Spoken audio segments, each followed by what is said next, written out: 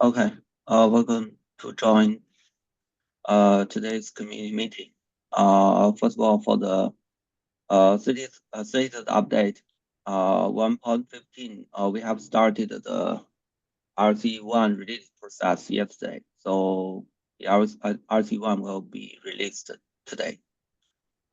We have prepared the dog change and the change logs, and today we will tag the RC1. And for 1.16, we have finished the first turn of the review of the candidates, and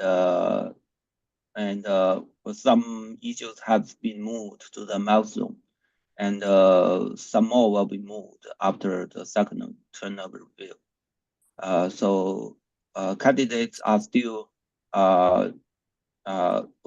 acceptable, so you can still add the candidate tags to issues or requirements. That's for the overall update. And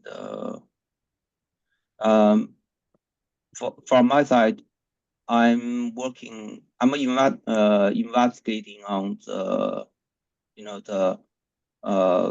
different volume binding mode, like the wait for first consumer or immediate, against the storage topology behaviors. So I think we think they are related to several of the enhancements around the Velero general restore. So we may be able to build a solution to improve the scalability or other user experience for data mover restore. So we may, since these issues are correlated to each other, so we may create a all-in-one design after the event investigation. That from my side. And Scott, please. Yeah, so in terms of actually code changes, I just did some reviews and all, but the issue for 116 I've added here. This is the phase 2 part of the approved design that we did phase 1 and 115. So if you link to the design itself, that kind of gives a pretty detailed plan around what we intend to do. So my plan is once we get the 115 branch created to start working on this for 116. Okay, thanks. And Shubham, please. Yeah, I had a draft PRF for the scenario just to add warnings regarding whenever Velero is used in Argo CD environments. So I just wanted thoughts on how to tackle this. And yeah, this issue about it's only about This, warnings, right? And yeah. So basically, this is like uh, if your namespace that's included in the backup, right? If that is being managed by Argo CD, we just do a warning on that backup. Add a warning. okay.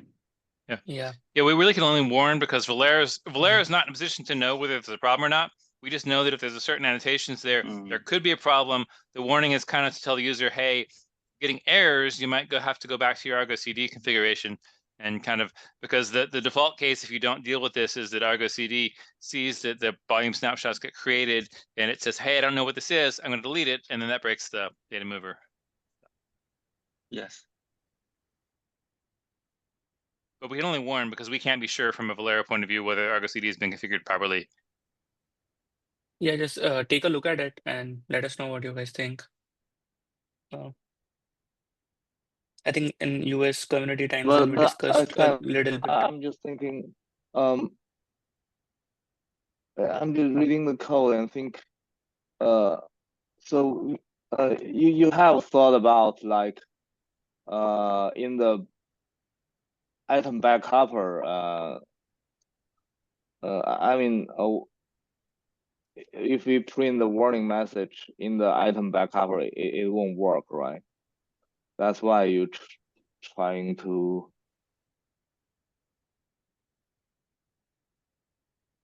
Sorry, this is adding the log as well as the warning. So If you do a describe, that will also list the warning. Okay. Yeah. So in US community call, we discussed a bit about this, and I think Anshul mentioned that we should try to document this first. So I don't know what you guys Yeah. think. So wanted your thoughts. Yeah, I mean, we definitely want to document. The thing is that Yeah. for users that don't see a document, I think we've run into situations on the Red Hat side with customers saying, "Hey, our volume snapshots are getting deleted," and they assume Velero is doing this, and then it turns out it was our Argo CD that was doing it. But Shubham, if you create a warn, like do a log.warn in the item backuper, that will, at least on the backup side, that will also create a warning on the backup because Yeah. one of the things that happens at the end of backup is any log warning gets added as a backup warning, which means that the backup itself should show that when you do a describe. Yeah. It's doing both. Yeah. But I think the warning itself may be enough to show up and describe is what I'm saying. Like if Oh, you add the you mean warning, you don't need the log? well, no, if you do a log.warn, and this is where backup and restore are kind of not quite consistent, but a log.warn on the backup side should result in a warning added to the backup. Yeah, it's doing both. Yeah, okay. Okay. But I think it's just the log.warn is all you need to do that causes both to happen. Yeah. And does that same warning happen on a restore, Shubham? So restore is a little bit different because you have to Different, yeah. you actually return a warning as part of it. There's a structure for it. So Okay. warning is a little bit different. So restore is a little bit different in terms of the API. They're not quite consistent with each other. Yeah, but we've been hitting this for backup, and it was pretty difficult for us to debug the Yeah, I customer don't know if it's an issues issue in there. Yeah. restore because we're not creating Yeah. those volume snapshots there. Yeah. Oh, okay, I'll try again. So a little more context on this is every time one of our customers hits this, I end up thinking it's something else, and I owe Shubham $10. Anyways, it was really difficult for us to debug in the first case, so that's why. But generally, I see the issue is in the race condition between Velero and other tools that monitoring the creation of resources. So It's that's actually, I don't think it's a race condition actually, because I think this consistently fails because the way Argo CD works, if it sees anything created in the namespace that it's monitoring, it says, "Oh, I should Yeah. delete that," and it deletes it immediately. So basically, it will always fail. So the warning is to kind of give the user an idea. But if you're failing this way, check Argo CD. You may need to reconfigure it to ignore volume snapshots, essentially. Yeah, that's the fix. So the warning is just to let the user know, hey, here's what you need to do, because it's not obvious. What the customer sees is, oh, I ran a backup and the volume snapshot got deleted as soon as it got created, and so the backup failed because the volume snapshot wasn't there and data mover couldn't copy contents. They don't know why. It turns out it's their own Argo CD that's causing this. So what this PR does is says, oh, if the namespace has an Argo CD label on it or annotation, then we know that Argo CD is managing this. So we warn the user that they may need to reconfigure Argo CD to ignore volume snapshots. Yeah, but a lot of other things still don't work with Argo CD, right? Like including the restore part. But I think it is good to add at least in one critical place that to indicate users that they maybe have problem. And but I think Yeah, I mean, we need there may be documentation, more, like in the docs that give a more detailed explanation as to what to do. The warning should just basically point the users to the doc to say, hey, you're using Argo CD, make sure you've done this if you see any warnings. And then the doc should have the documentation should have the full explanation of what they need to do. Yeah. This is mostly to get around the fact that users tend not to read docs, and they see an error and then they contact support for whatever their vendor is, and this is kind of helping to short circuit that to get them to look at docs first. Yes.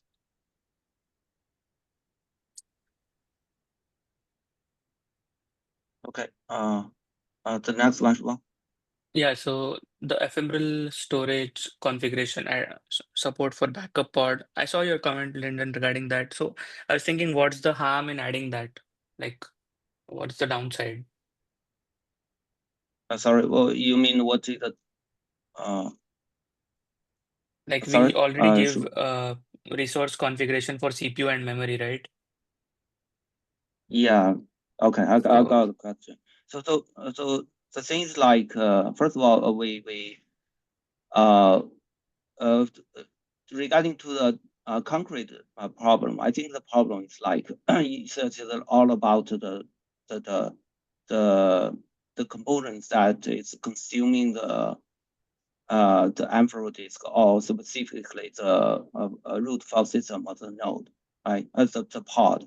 So here, if for this problem, actually we have identified the problem, and that is the major part is the copy and repos local cache, and we have two issues, or two combination of solutions to fix them. The first one we have already included in 1.15, that we allow user to set a limit of the cache. Secondly, is about the issue, this one, 77, this one. And this one allows user to set a separate volume for user to store the local cache. And we in this way, user will not rely on the envelope disk. So I think the concrete problem will be solved by this two propose two proposed solutions. so the separate volume Second, solution, are we targeting this for yeah. 116? Okay, okay. Uh, actually, we still have some, I think there are still some detail we need to cover Okay. before we decide that, because, for example, how what kind of volume do we allow for the data forward pod, like Mm-hmm. dynamic provision or static provision, Yeah. and and uh, and how do we expose a volume through the something like the node agent configuration for user to specify the a volume, and for example, maybe we don't need to user don't need to have a volume for each of the backup pod or restore pod, because we only need that for the backup for the restores that require very large local cache, or with very large data, right? So Yeah. anyway, there's many other things we need to, details we need to cover. So if you have time, we can discuss it together and see if we can make it in 1.15 or not. And Y- yeah. Yeah, that's fine. I think just keep the issue open for now. Let's not close it, the ephemeral storage one. Yeah, Yeah. and for this one, I think another thing we need to discuss here is like, generally speaking, the backup pod or restore pod is still an internal module of the exposer or of the data mover. So we user don't need to configure the backup pod or restore pod like generally like a common pod, because this pod are highly programmed and to meet various user requirements, but it's not. For example, one user requirement or user option may be mapped to one configuration, or a combination of several combination of several configurations of the backup or restore pods specification. So we want to keep this flexibility. That is one thing. And so we don't want user to configure the pod directly. And the second thing is, as you know, that this kind of pod need to support various environment and for various scenarios, and so it's quite delicate. So the thing is like unless we know that we want to add something into the pod specification for sure, and we know the reason, we don't want to treat them as a common pod to expose every configuration from the Kubernetes API for them. That is my opinion. Yeah, I guess the issue is if we're hitting an issue where a situation where for some customers pods are failing due to cache issues in this case, how do we resolve that? Is there some way? Is there something about their environment that Velero can automatically figure out and change it, or do we make it configurable? I mean, I guess this in some ways this is analogous to the SE Linux things we ran into, where some of the problems we were able to resolve automatically. The read-only, for example, if it's not a read-only volume, we could fix it without any configuration. But in the case where they're using shallow copy and we're setting volumes to read-only, we had to add that new configuration to the config map. So again, here the question is this something that Velero can automatically figure out? If yes, great, we're good. If not, then we need to figure out the most logical place for the user to be able to figure, not as a general pod necessarily, but as a, okay, I'm having this error, I need more cache, and I know this, how do I communicate to Velero to do this so my backups don't fail? Yeah, on the one side, for the cache problem, I think even the current proposal, I mean to Ambrose storage, I mean for user to control the Ambrose storage size, it's not the ultimate solution, because even we allow that and the user can change the size, but eventually the disk space will count to the local file system or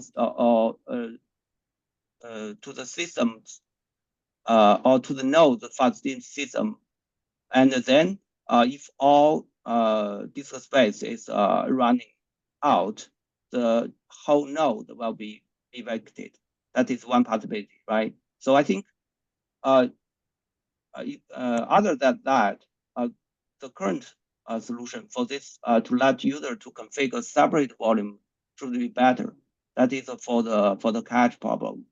And for the other point, like generally speaking, if we know for sure that we need to solve something and need to add something, some specification or some field in the BackPod report specification, we can add that. But before we don't want to add specifications generally to the backup report.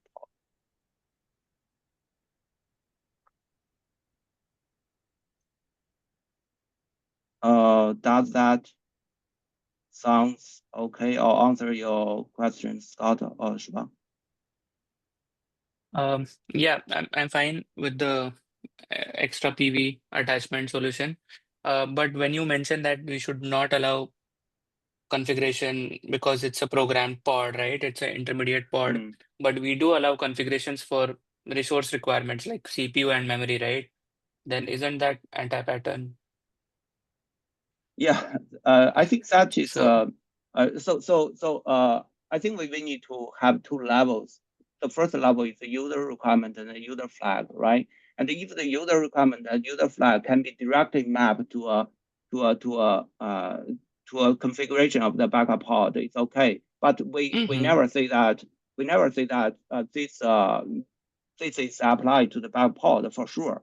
Or in other words, in future, this may be applied to other things, right? We never say that. yeah. That keep our programming flexibility. That is one thing. That is one flag or one user requirement mapped to one specification of the pod. But another thing is like maybe one user requirement or flag mapped to a combination of this configuration or specification. It's also possible. So the things like we just think things like two level, and we don't have the restriction that the flag will not apply to one specification of the pod, or it will or will not. They both are okay, but we just keep this two levels to concept, and we don't directly expose the concept of the BackPod or result pod and their specifications to users. Okay, I'm fine for now. Maybe if we have any concrete scale report on this that we are facing issues, then we'll Yes, reopen the discussion. Yeah. Yeah, it means in future we may see some problem or some other problem that we need to change or add the FFmpeg space, or like the cache problem, and Yeah. we have no other solution. We can consider that. Okay. Okay. Okay, the next one, Shubham, please. Yeah, I just wanted you guys to take a note of this issue, like the nomination for Tiger as a maintainer. So please vote on this. Okay, well, we'll count this. Thank you. Okay, thanks, Shubham. Tiger, please. Yeah, so I was just working on the investigation for support on TCP with earlier, and I'm curious if you know if the Podify data mover allow you to like add mounts to the pod or credentials. You were breaking up there a little bit, Tiger. Yeah, do you know if the Podify data mover allow you to add for the user to specify custom volume mounts for service account tokens? I think normally right now we kind of use the pod definition for the node agent as kind of the base for that. So that might already be handled there. It's worth looking into. I don't know. I don't recall specifically this. I just know that in general, from my working with the code, we kind of take the node agent pod as sort of the basis, the kind of the baseline that we then modified for that pod. So that would be the starting point to look to see if that's handled already.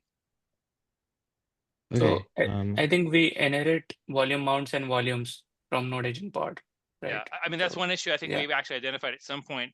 Those, for example, those host pod mounts that we have for data node agent, we probably don't want in the node agent pod, the mover pod. But in any case, these volume mounts for credentials tokens, if those are already currently working in the node agent, there's a good chance they're set up the same way in the data mover pod. But it's certainly worth testing to see if it's there already.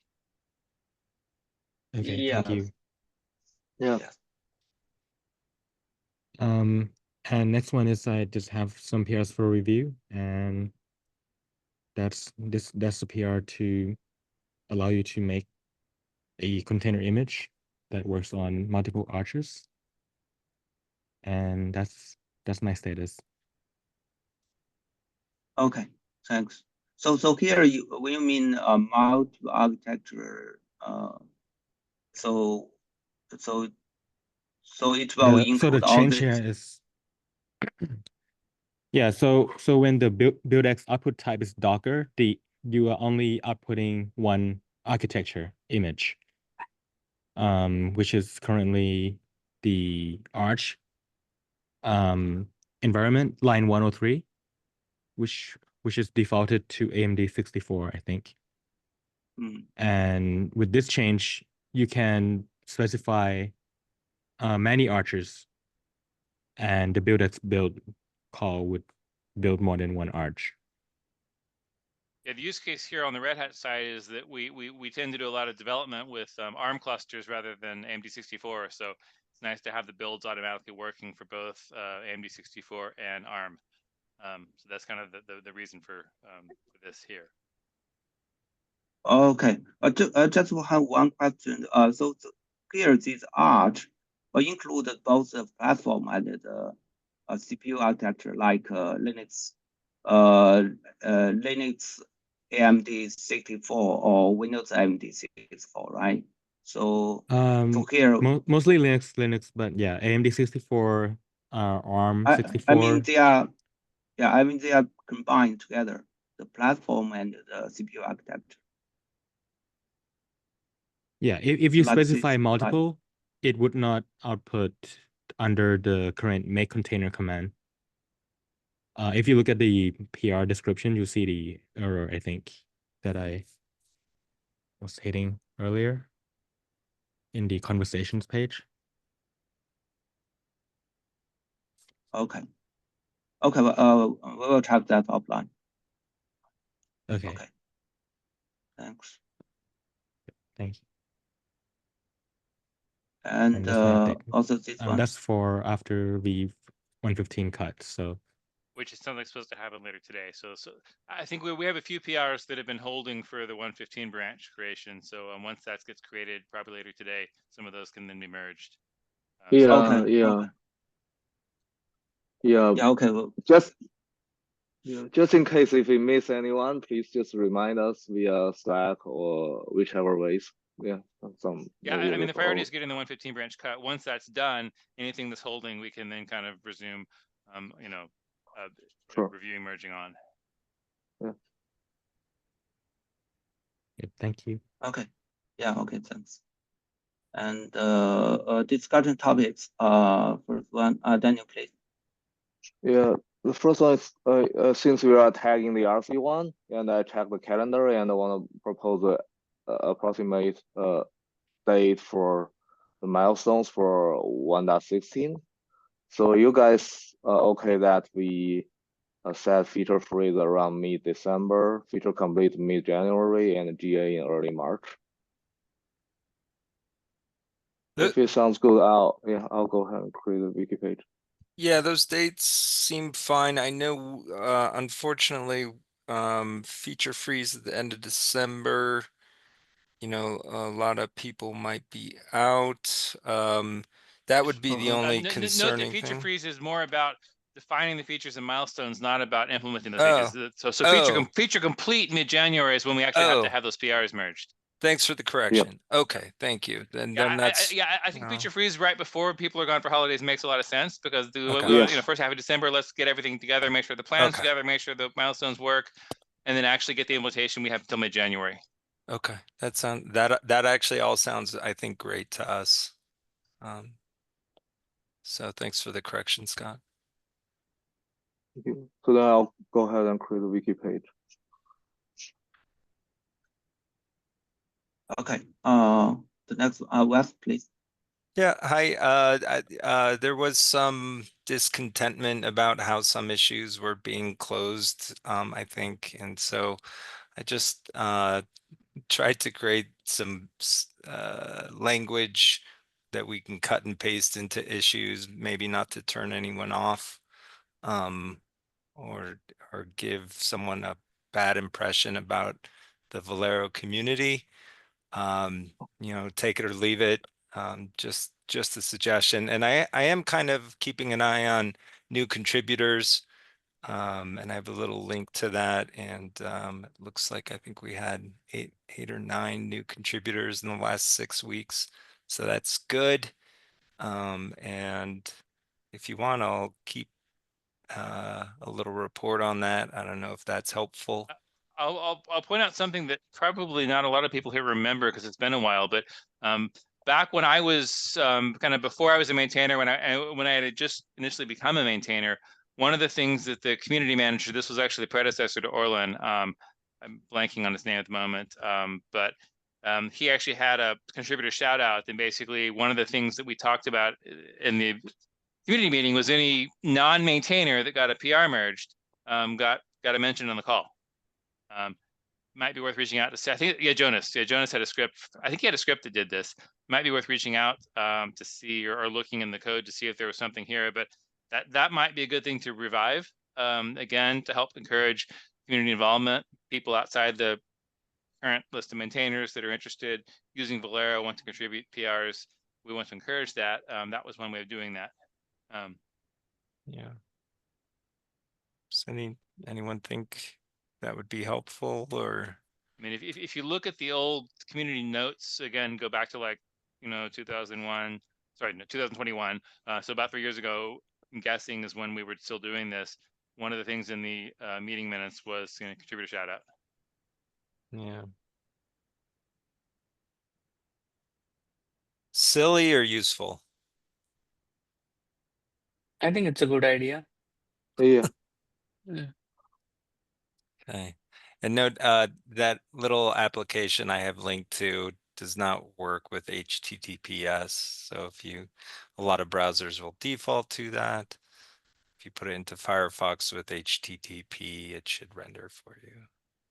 I should maybe note that.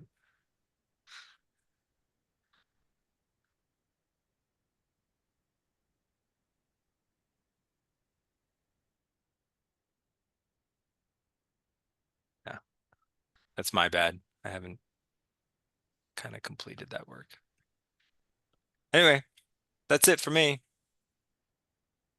Okay, So thanks. so then the suggestion is afterward we just copy and paste the words in each section when we are closing an issue PR for this. Possibly. I mean, release. my take on this is, if you see a PR that you want to close because either we're not interested or it's not the prayer, again, from these various reasons, this is kind of a way, kind of a more user-friendly way of saying, hey, rather than ignoring them, we're going to close this because, and the wording may not be 100% right, use it as a template. Maybe it needs to be changed for some specific issue, but the idea is to let a contributor know, hey, we appreciate the attempt. This isn't going to work for us right now. Here's why. But that way, maybe they're still interested in contributing in the future. Whereas if we totally ignore them, they may just say, forget it, I'm not going to try again. Yeah, I mean, this isn't something I'm going to check up on, but or It's kind of just to make the job easier. Like, Yeah. this is like, oh, hey, if you don't, I mean, if you want to use your own words, that's always great, but if someone says, hey, I want to close this because I know we're not going to work on this. I don't want to spend too much effort on this because the whole point is not to do that. Copy and paste this into the issue and move on. Yeah. If I had to close 10 bugs at a time, I'd probably open up this page and do some cut and pasting. That's all. Thanks, Wes. Yeah, no problem. Yes. Yeah, I think it's a good starting to improve the process, and I think so we can review it offline and add comments. Or I mean, feel free, like don't worry about comments. If you want to reword something or add something, just feel free to. Just no need. Are there permissions set up for anyone to be able to edit? It's in the Velero HackMD org. So if you have, Oh, I see. Got it. Yeah, So yeah, it should be anyone that can modify. Yeah. I'm not that worried about it.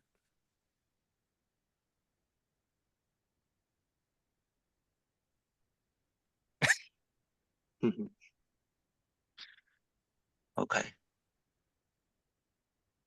Okay, thanks, Wes.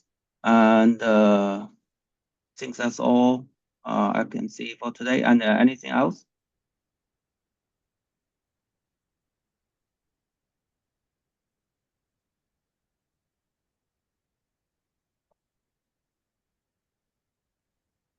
Okay. Thanks for everyone for joining, and see you next time. Have a good day and a good evening.